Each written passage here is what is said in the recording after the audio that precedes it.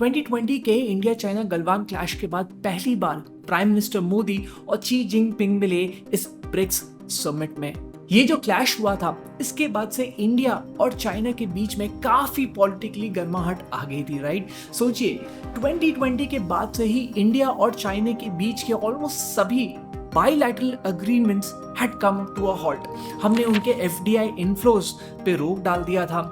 BYD का तो $1 billion का मैन्युफैक्चरिंग प्लांट इंडिया में स्टार्ट होने से पहले ही हमने रोक दिया था। सारे चाइनीज इन्वेस्टमेंट्स इन इंडिया में हेवी स्क्रूटिनी होने लग गया था, राइट। बट इस ब्रिक्स मीटिंग में फाइनली इस इशू में, ये बॉर्डर इशू में कुछ डेवलपमेंट देखने को मिला। सो बेसिकली जो बफर जोन क्रिएट हुआ था, यानी कि जब दोनों आर्मीज को पीछे आने के लिए बोल दिया गया था, when the ceasefire was announced, तो एक बफर जोन क्रिएट हो गया था। इस ब्रिक्स समिट में दोनों कंट्री के लीडर्स ने they have come to an agreement कि अब इस बफर जोन में दोनों ही आर्मीज पेट्रोलिंग स्टार्ट कर सकते हैं। पेट्रोलिंग रेगुलेटेड होगा, आई मीन महीने में 2 ही बार पेट्रोलिंग कर सकते हैं by each of the army. दूसरे को बताना पड़ेगा कि हम अभी पेट्रोलिंग के लिए आ रहे हैं। पेट्रोल ट्रूप का जो साइज है वो भी लिमिटेड ही रहेगा। I think it's about 14 troops that can come in a single petrol party. Anyways, मैं ये सब क्यों बता रहा हूँ? ये वीडियो इंडिया और चाइना के बीच के बॉर्डर डिस्प्यूट पे नहीं है। इस स्टोरी से मैंने इसलिए स्टार्ट किया, ये जताने के लिए कि इंडिया और चाइना के बीच में कितने ज्यादा डिफरेंसेस हैं। But still we have chosen to be in the same team, जिस टीम का नाम है ब्रिक्स। इतने डिफरेंसेस होते हुए भी we are supposed to stand together, hold each other's hands and become the voices of the developing economies against the Western powers. So this is very complicated और इसलिए हम सबको जानना जरूरी है कि ये ब्रिक्स एक्चुअली स्टार्ट हुआ कैसा। It's a very fascinating story, क्योंकि इंडिया और चाइना के बीच में पॉलिटिकली तो हमेशा ही 36 का आंकड़ा रहा है। So here's the story.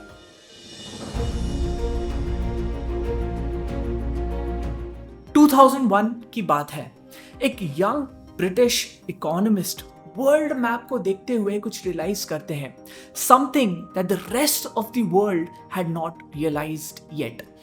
ये इकोनॉमिस्ट थे जिम ओ'नील, जो गोल्डमैन सैक्स में एक इकोनॉमिस्ट थे उस वक्त। उन्होंने रियलाइज किया कि 4 ऐसे कंट्रीज हैं which had the potential of changing the global economy, और ये 4 कंट्रीज थे ब्राजील, रशिया, इंडिया और चाइना। तो जिम ओ'नील ने रियलाइज किया कि इन चारों इकोनॉमीज में काफी सिमिलर कैरेक्टरिस्टिक्स थे। चारों ही कंट्रीज के पॉपुलेशन ज्यादा थे। All these countries had vast amount of natural resources, और इन चारों ही कंट्रीज के इकोनॉमीज उस टाइम पे अच्छे खासे पेस में बढ़ते जा रहे थे। तो 2001 में जिम ओ'नील ने अपने फाइंडिंग्स को एक रिसर्च पेपर में डाला, और इस पेपर का नाम था बिल्डिंग बेटर इकोनॉमिक ब्रिक, जिसमें वो काफी बोल्ड प्रेडिक्शंस करते हैं। And this was the first time जब ब्रिक टर्म कहीं पे भी दुनिया में अपीयर करता है। सो बेसिकली ये जो ब्रिक का टर्म है was coined bye a British economist gym ओ'नील। But उनको ये नहीं पता था कि उनका जो एक इकोनॉमिक फोरकास्ट है वो बनने जा रहा है एक ऐसा geopolitical prophecy which was about to change the dynamics of global power. तो क्या प्रेडिक्शंस किया था उन्होंने इस पेपर में?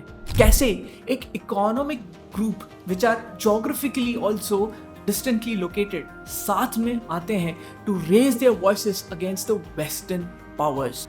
एंड मोर इम्पोर्टेंटली, इतने पब्लिसिटी के बाद भी क्या ब्रिक्स ने एक्चुअली में कुछ अचीव किया है? लेट्स गेट द स्टोरी, क्योंकि ब्रिक्स का जो स्टोरी है it's not an economic story, this is a story of politics, ambitions and the struggle for influence.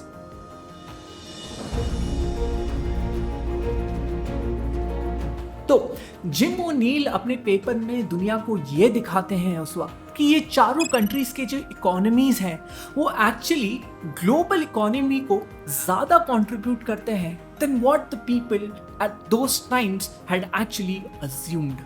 कैसे? वो अपने पेपर में दिखाते हैं कि अगर इन चारों कंट्रीज के जीडीपी को नॉर्मल डॉलर बेसिस पे देखें तो वो ग्लोबल जीडीपी के सिर्फ 8% को कंट्रीब्यूट करते हैं। लेकिन अगर इन्हीं इकोनॉमीज को पीपीपी बेसिस यानी परचेजिंग पैरिटी बेसिस पे कंपेयर किया जाए और एडअप किया जाए तो these 4 countries were actually contributing to 23% of global GDP.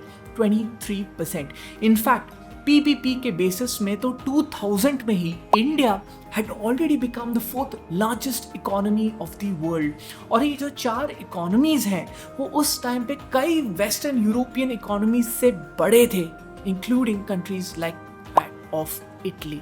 Gym O'Neill अपने पेपर में ये भी प्रेडिक्ट करते हैं कि अगले 10 सालों में इन चारों कंट्रीज का जो इकोनॉमिक कंट्रीब्यूशन है टू द ग्लोबल जीडीपी काफी अग्रेसिव रेट से बढ़ेगा and they would eventually be more than some of the larger G7 countries. जिसका मतलब ये है कि वर्ल्ड पॉलिसी मेकिंग में बदलाव लाने की जरूरत है। जिसका मतलब ये है कि ये जो एलीट क्लब है ना G7 जैसे, इनको इन जैसे कंट्रीज की आवाज को सुनना ही पड़ेगा। एंड हिज भविष्यवाणी was about to come.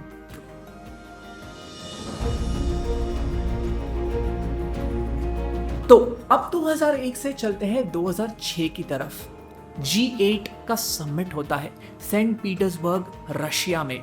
G8, हाँ, उस वक्त Russia had already become part of the elite G7 club.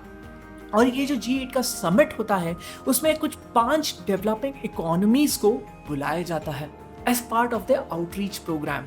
और ये 5 इकोनॉमीज होती हैं Mexico, Brazil, India, China and South Africa. सोचिए, this BRICS had actually come together under a single roof।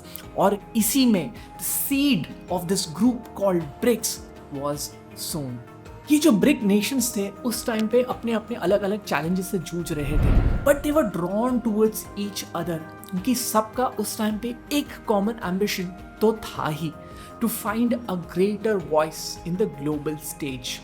2006 में जब यूएन का जनरल असेंबली मीटिंग होता है न्यूयॉर्क में, उस टाइम पे इन चारों कंट्रीज के जो फॉरेन मिनिस्टर्स है they quietly huddled together and this was considered as one of the first informal meeting of BRIC। BRIC का फॉर्मेशन ना एक बहुत इंपॉर्टेंट चैप्टर है ग्लोबल इकोनॉमिक हिस्ट्री में, क्योंकि उस टाइम पे एक ऐसा ग्रुप बन रहा था, ऐसे कंट्रीज साथ में आ रहे थे which were about to challenge the dominance of the western powers in global economy। और उसी टाइम पे कुछ ऐसा होता है which even strengthened the cause of this rebel group। 2008 का इकोनॉमिक क्राइसिस। बट स्टोरी में आगे बढ़ने से पहले एक सवाल आप लोगों के लिए जो मैं हर वीडियो में आपसे पूछता हूँ, क्या आप जेन्युइनली इंटरेस्टेड है इंडियन इकोनॉमी के बारे में और जानने के लिए, सीरियसली जानने के लिए कि ये जो हेडलाइंस आप पढ़ते हैं उसके पीछे की असली कहानी क्या है, what exactly is happening in the Indian economy? अगर आप इंटरेस्टेड हैं देन ज़रूर इस चैनल को ज्वाइन करिए बाय सब्सक्राइबिंग, क्योंकि इस चैनल में मैं इंडियन इकोनॉमी के अलग अलग फैसेट्स को स्टडी करता हूँ, रिसर्च करता हूँ and make videos that I am sure will help you to stay informed and stay ahead. अब ये स्टोरी ही ले लो, कितने लोगों को ये पता था कि मनमोहन सिंह के टेन्योर का one of the biggest achievement is the formation of BRICS? कितने लोग इसके बारे में बात करते हैं? नहीं करते, right? Anyways, that was my point। चलते हैं वापस स्टोरी की तरफ।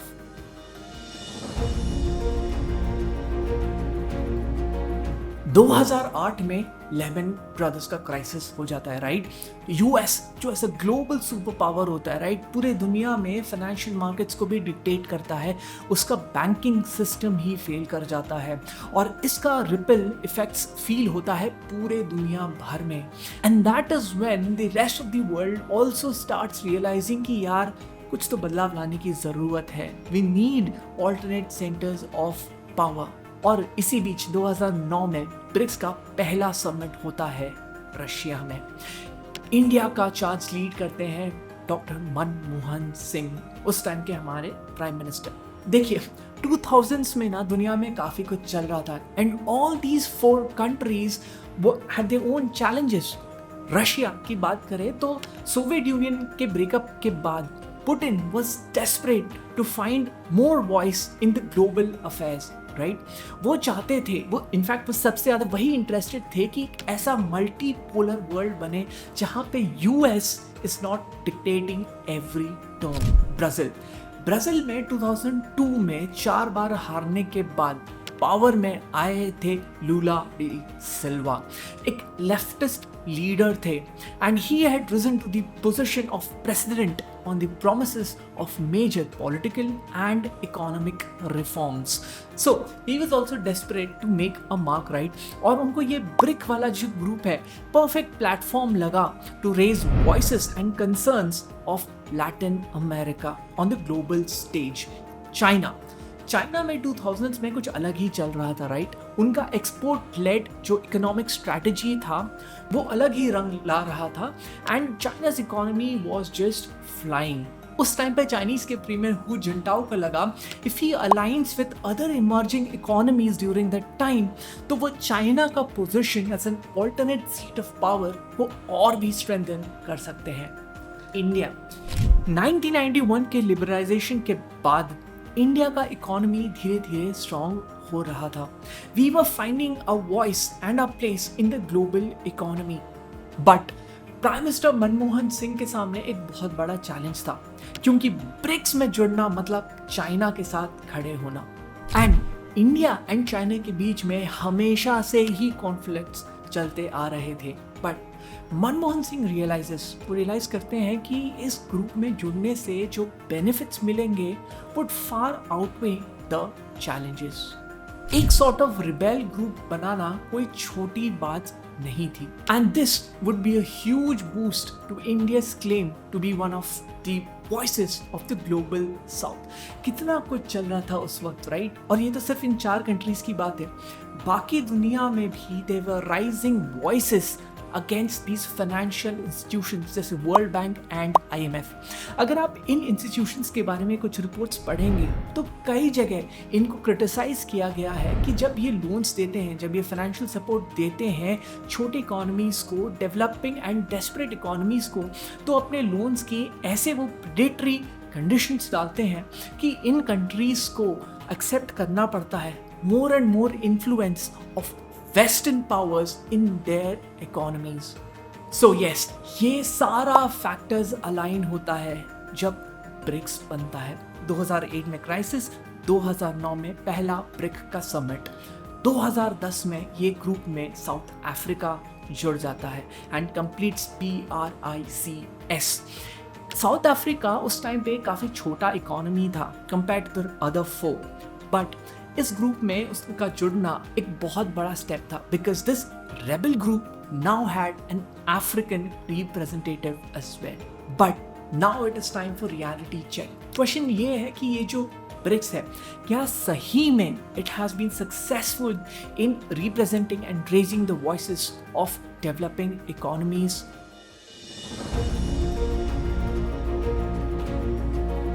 रिमेंबर जब मैंने कहा था कि दुनिया भर में वर्ल्ड बैंक और IMF जैसे इंस्टीट्यूशंस के अगेंस्ट क्रिटिसिज्म्स बढ़ रहे थे, तो world was looking at alternate sources of financing. BRICS ने ये अचीव किया और 2014-15 में एस्टैब्लिश किया न्यू डेवलपमेंट बैंक।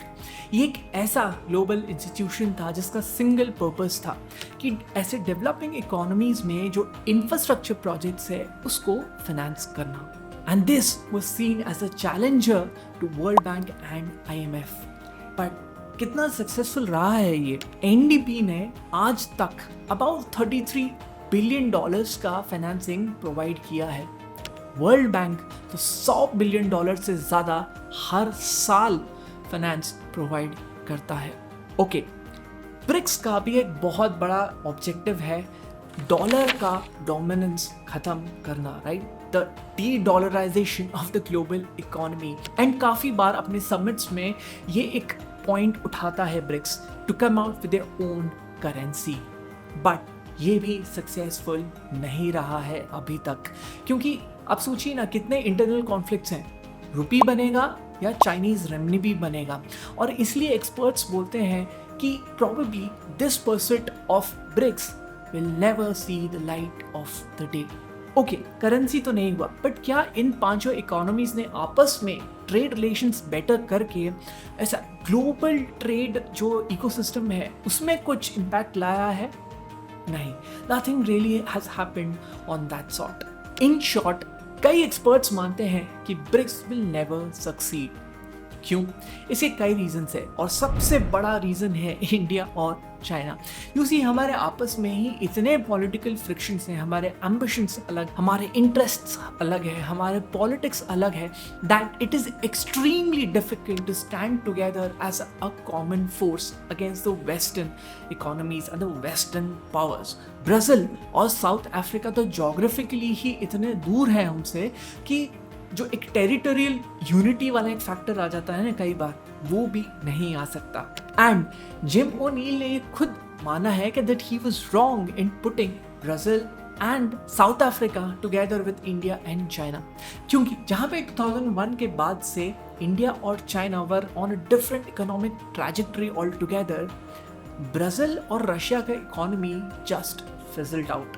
इसीलिए ब्रिक्स के आपस में ही काफी ज्यादा डिस्पैरिटी आ गया था।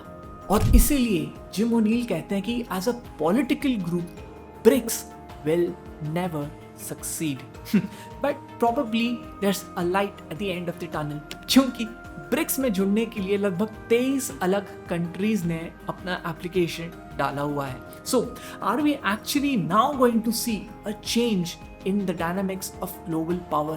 क्या बहुत सारे सेंटर्स ऑफ पावर बनेंगे और ये जो वेस्टर्न पावर्स है ना, जो यूरोप है, यूएस है, उनसे पावर कम होता जाएगा?